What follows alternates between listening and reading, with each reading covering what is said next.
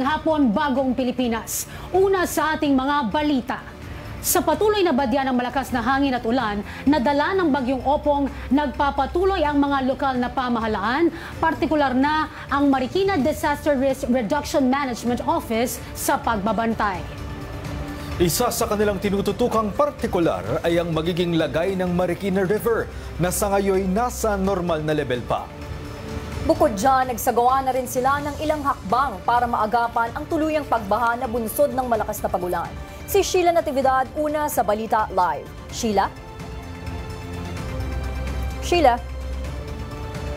Nasa signal number 2 pa rin ang Metro Manila kasabay ng nararanasang pag-ulan na dulot ng bagyong Opong.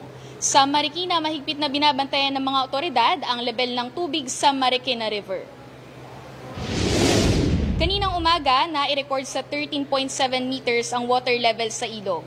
Bagamat nasa normal level pa ito, handa na ang mga rescue team ng Marikina DRRMO sakaling kailanganin ng agarang operasyon.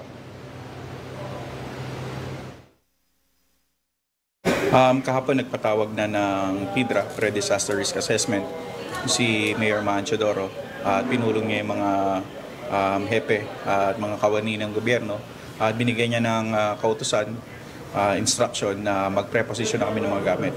Immediately nag-deploy na kami ng mga rescue boats namin, inilipag na namin doon sa mga strategic areas.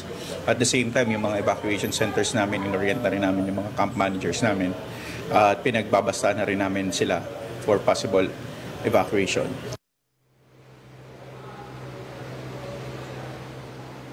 Nagsagawa rin ng declogging ang lokal na pamahalaan ng Marikina upang makasiguro na hindi maharang ang daloy ng tubig. Maging ang ipamamahaging pagkain mula sa Central Kitchen ay nakaantabay na rin.